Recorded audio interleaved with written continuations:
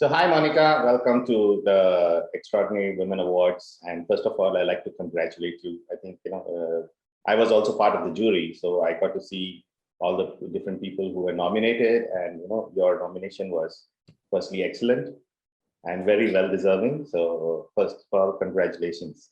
Thank you, Sachin. Thank you so much.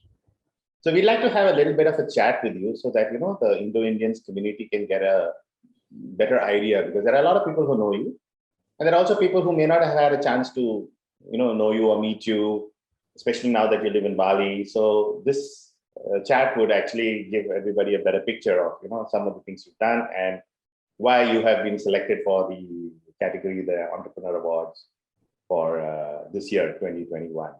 So going back to that, a specific question, and we'll just keep it as a casual conversation.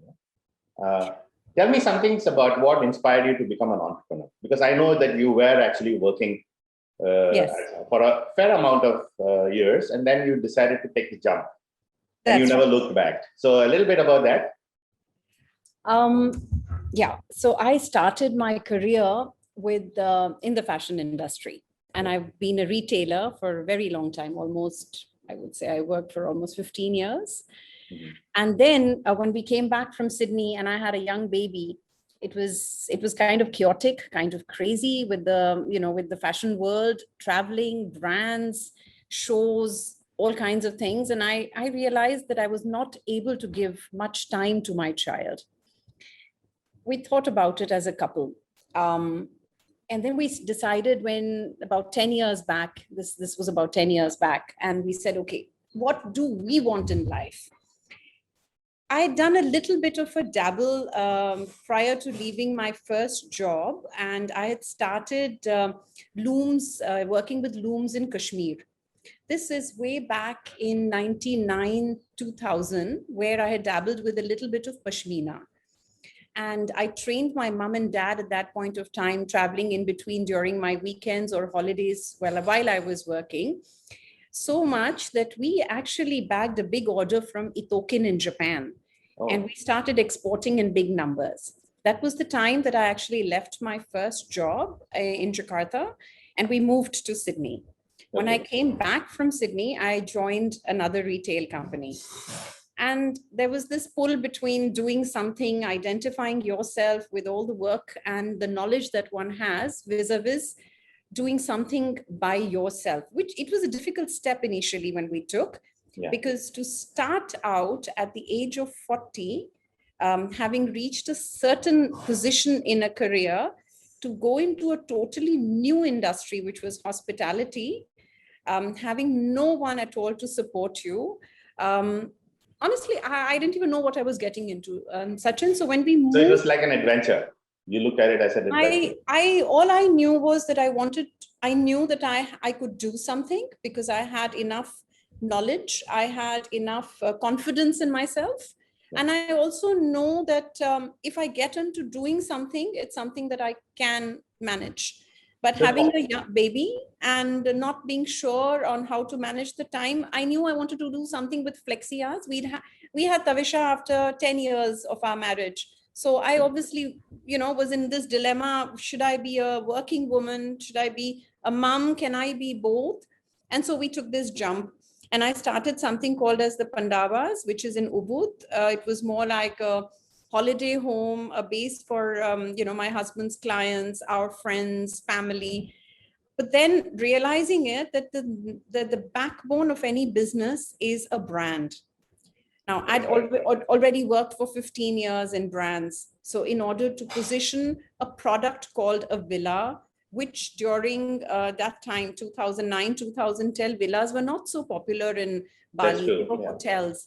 And people would come, the agents would come and tell me, oh, you have an inventory of 4 rooms. Sorry, Monica, we can't work with you. You don't have experience. So I said, okay, fine. I will try to do something. So I spent a grueling 2 to 3 years creating a brand out of nothing. So I used my Punjabi style. Whenever any guests would come, we would welcome them with a thali, and we would do all the, the aarti utarna. And when the guests were staying, it was typical, they say, when you go back home and mom gives you all kinds of food, we would enamor the guests. So it was And like an experience for them. You created experiences. I think what I did was I tried to do everything from my heart, and that is where Pandavas grew. Yeah. And so we employed one member from every family around the village, which by itself worked like an instant marketing model for me, because all the villagers started talking about Pandavas. The people related to them, the taxi guys, everybody started talking about Pandavas. And as a result, we started getting lots of bookings. I had another friend who had launched Star, which is a channel manager. And I had channel manager was very new at that time. I'm talking about 2012, 2013.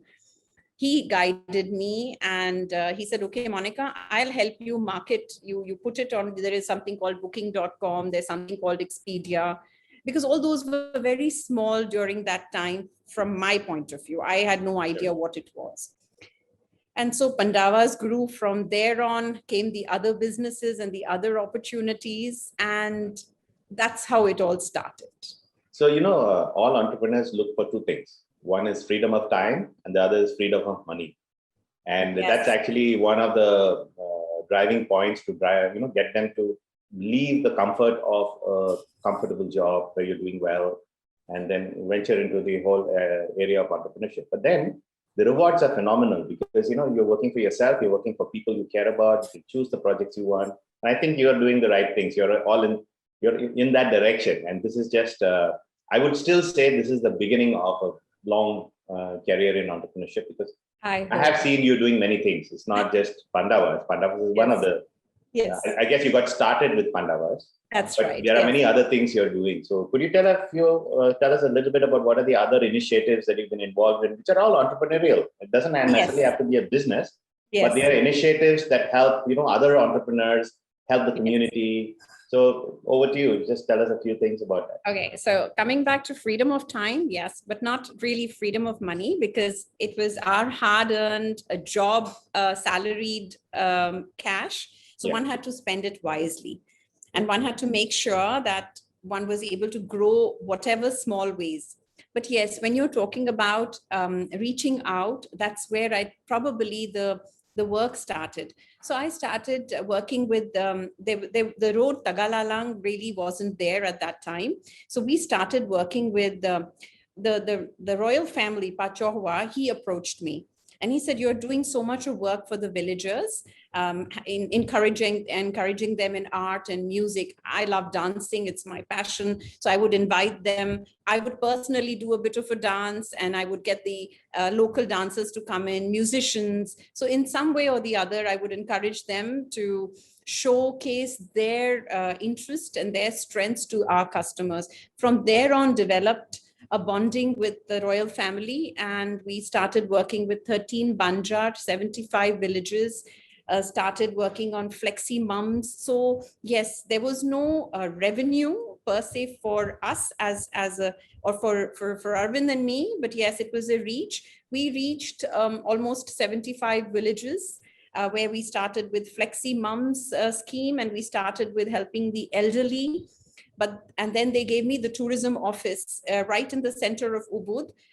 They asked me to take it over, revamp it, and we launched a brand called Fabulous Ubud, which works more like, it's not a government initiative.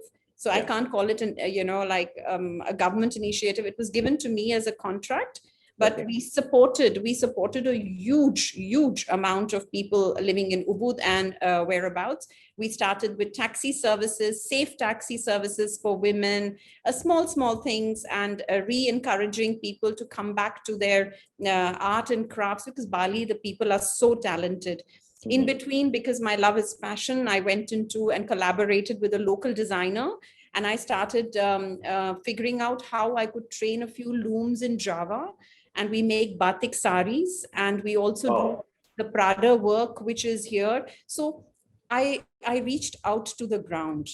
And I think with the kind of bonding and friendships that we created, encouraging independence in economic aspects for a lot of women and for people above 60, 65 years of age is where probably somewhere, as they say, karma, it kind of comes back and gave me so many more opportunities. I always say karma is not the action, but the thought behind the action. Yeah. So, with that, when I saw that coming in terms of small opportunities, I did not have experience in F&B, but somewhere I got into partnership with friends, probably because of the faith of work, because of the strength, because of the sincerity in the work. And we've now got Milk and Madhu, Watercress, the Common Cafe. We have Roti Dal. We've started Fat Boys. So we kind of branched out into F&B. That brought me into an opportunity to look at kinds of, there was this communication going on about 4 or 5 years back about peatland and that land that could be used and recycled. So we went into trying to understand the agricultural aspect. We invested in coconut plantations and we started a product called as Coconut Cupboard with another partner. Now, Sachin, all of this is not just me. Probably somewhere I am the connect, but I have different businesses, different partners, because I think that's where the strength comes from. So it's collaborative entrepreneurship. It is collaborative. Some of them we would have created, but it is impossible for one person to look into a width because the depth varies. These are all new businesses, which we started 10 years back. And as a result, these collaborations, some by ourselves, some the initiatives we took, some people joined us along the journey because it became bigger and better. And we needed that kind of expertise. And that's how we started with Ray White, and which is our real estate and construction. We're looking into that. Then we started looking at farming, which is the latest thing that we are looking into, where we could bring in organic farming. We're looking at Bedugul at this point. So so it's quite a wide reach. And I think the reach is down to the common man, and they are the strength behind where I sit here in Bali. So that's fantastic. So, this brings me to this question about, there must be something in something that you were exposed to when you were, growing up in your childhood that made you interested in this sector, because you did a big jump, right? Right from across the fashion industry where you were doing so well and to, a multitude of different kinds of sectors that you go. So is there some connection with maybe the way you grew up, or do you see any links there, maybe your parents or your family?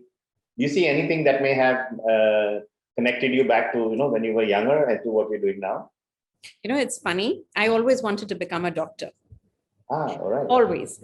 In my 12th grade, we had a counselor, and she took these various exams for all of us, where she asked us to participate, where she could guide us whether we were suitable for which field, because we were the go-getters. There were a couple of us who had been selected.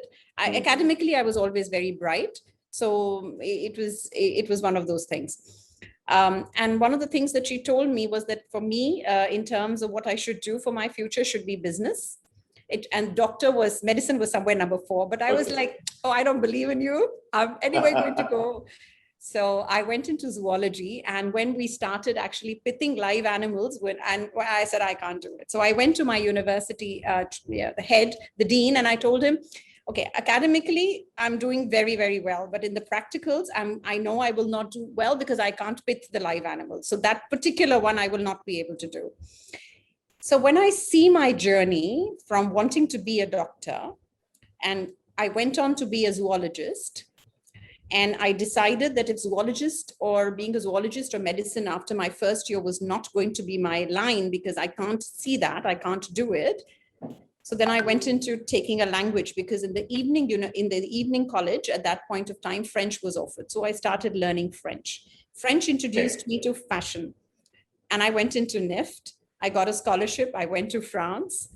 So when I look at that journey, I think you can do, and I sit back now at the age of 50 and I look back, I think if you have that will in you, you can learn. The human mind is so intelligent that if you give it time and you give yourself some faith, you can do it. I started by wanting to be a doctor, having a zoologist's degree, went on to have a French language degree, went on to garment manufacturing and technology, went on to becoming a retailer. From there, I went into hospitality, F&B, farming to some extent, and looking after agricultural aspects to make the earth better, as I call it. Sure. So it's a huge variety of work that one has done. So I think it's individualistic. We sometimes give up very easily. We say, "Nahin, I probably can't do it." But that's the key. I never give up. Yeah. I always kept faith, and I said, okay, this is what is the opportunity. I love learning. Even now, I enroll myself into different courses. Mm-hmm. So it's I think just to do with that. And without parents' encouragement or my darling hubby's encouragement or my in-laws' encouragement, I don't think I would be where I am. I think, touch wood, I've had everybody behind me. Oh, that's great. So, the entrepreneur's journey is always filled with these experiences which build character, build experience. And sometimes you need to be on the other side of the fence as well so that you understand the whole ecosystem. So I think that's what your experience is all about. You've been doing so many things, you understand the ecosystem a lot better. Yes. So if you're building an ecosystem, it seems to be something that you're doing, right? And you're not just setting up a business, you seem to be working on the little pieces around it. And that's an ecosystem building. And that's a very unique character in an entrepreneur's journey, because you not only are looking at your own business, but everything that connects with it. And that approach actually is probably one big thing that stood out when you were selected for the award. That you not only entrepreneur for yourself, but also for the community. I was actually very surprised, Sachin. Sorry to interject, because I thought out of sight, out of mind. I honestly never expected it. There are amazing. You got a lot of nominations, Monica. You were nominated. Not that you were not picked. You were nominated by several people. Oh, so that's how the jury process went. I thank everybody from the core of my heart. Thank you. Sure. So this is probably one of the few questions that everybody wants to know is what next? Because yes, you are where you are in the center of an industry which is heavily hit by the pandemic. And it's probably going to be like this for some time. Nobody knows. You can't really predict. But at the same time, people all over the world in this sector have started innovating, looking at new things to do, trying to provide livelihoods, because who would have ever predicted a situation like this, right? It is unprecedented. So what are your thoughts on that? And what are the things that you would like to do in the near future, I would say, that would help to mitigate the situation for your sector? Okay. I'll split it into two parts. Sure. I'll split it into professional and personal. Okay. Yeah. I'll start with my professional. Hospitality has really been hit very badly. So I think it's now a question of when we could put together some programs for people who are traveling. So what I did was, people still want to come to Bali. So now there is a section when people want to come to Bali, they need visas or they need a work permit for those who already have companies. So I started understanding that system and how it could work and how I could help people who actually want to come down to Bali. So this is what I'm doing currently. In the last 1 year, people who are in Bali who do not want to head back, and how we could extend their visa legally, or if they need to head back, then help them with flights. So I did a collaboration with Garuda, and people who want to head back, helping them find the correct flight paths. And as a result, the teams which are working with us, redeploy them, retrain them into helping either figure out flight modules in terms of what flights are going, how they could go in terms of the visa, or if somebody is looking for, let's say, a work visa, what company were they working with, is because a lot of companies have shut down. And a lot of the companies cannot afford to pay the KITAS fees and things like that, how we could do that. So that's one new thing that I have done. The second thing is that we started a few years back with weddings and events, which of course we don't have. But a lot of the parents have been coming back to us on matchmaking. So we started this little Bali matchmakers. Okay. So again, redeploying, we across all the businesses today, we have about 350 people. Now, it's not easy. Some of the restaurants are open, some are not open.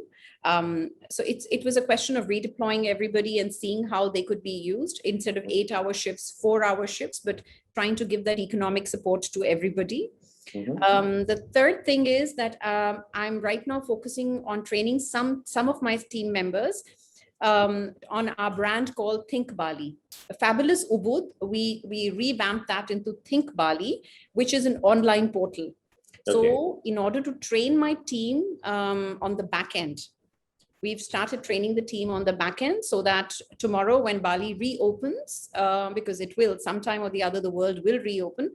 This is an opportunity for them to use themselves to understand new learnings and later to deploy them when the business reopens.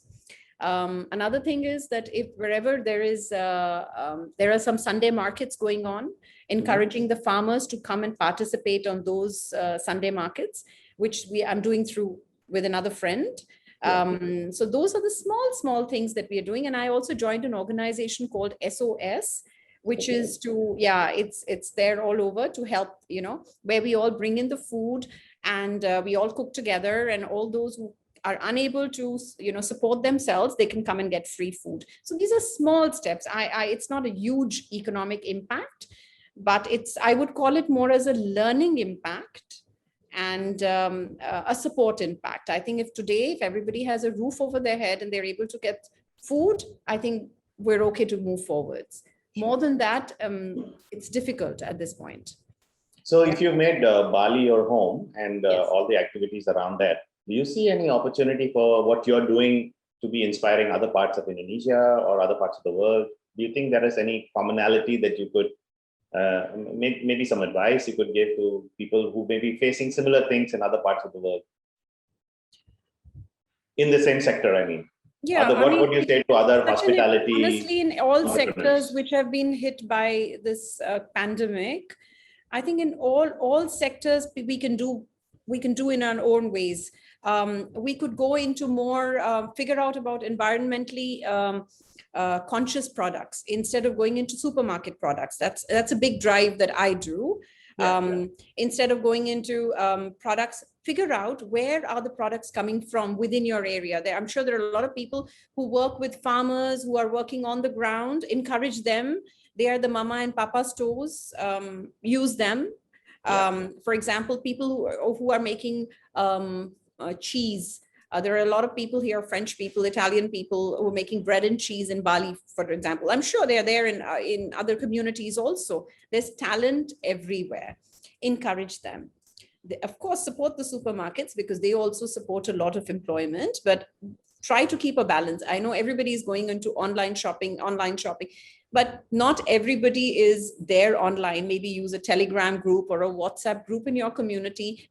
Try to help and build those people who are doing something from their homes. Sure. That's where I would say should be the focus to help and to grow. Yeah. So we'll end this on the last point that I would like you to think about. Some words from you, Monica, to the young women in Indonesia from the Indo-Indians community. There are a lot of young people today who are, can't go to university, are re-looking at the way they are educating themselves. And at some point of time, it will trigger thoughts in their mind about, entrepreneurship or, doing something on your own is a good option, right? Yes. So any words of advice to the young people in the community, Indo-Indians community? I think from my journey, had I not worked, probably I would not have learned and understood the strength of running a business. So I think some work X is important. There are a lot of online opportunities, and one of the biggest opportunities today in self-learning is social media. There are bloggers, there are Instagrammers, there is Facebook, there is a lot of other smaller platforms. The young people who are not being able to go down to universities, if they could figure out in their scope of interest, some online learning aspects need not be payable. They could be free, but at least join, give a dedication. I have always given 1 hour every day to myself. And I've dedicated that to learning since I was probably 16, 17. It didn't matter what I was doing, but this 1 hour every day I keep for myself. And today there's internet and phones. My time when I was growing up, Sachin, there was nothing like that. Yeah. This is all new world for us. Correct. So I used to run to the library and get books to enrich or learn something. And that's what I would say. Do not give up. There is always something for all of us to learn. The world is so wide with knowledge. Pick up anything. You could pick up something about a plant. You could pick up something about a star. You could pick up something about a stone. And it doesn't matter whether it's going to help you today, but the learning will always come into assistance at any point of time. So that's what I say. Well, that's a great ending note, Monica, to be honest. You would continue to inspire a lot of people. I know that this is just the beginning of your journey. There's a lot of things that we'll be waiting out to listen from you. And we hope, we'll be able to interact as a community. And if there are people who want to reach out to Monica, they'll be able to get onto the Indo-Indians community and then see what you can do together. So thanks a lot. On that note, to all the viewers of Indo-Indians, I would like to say that, we've been privileged to have this chat with Monica today and understand a little bit about her and what she's been doing, why she's been doing it, and what are the things she's had planned for the future. So thanks, Monica, once again. Thank you, Sachin. And I'm going to stop the recording. And honored. Thank you. Thank you. Thank you. Thank you.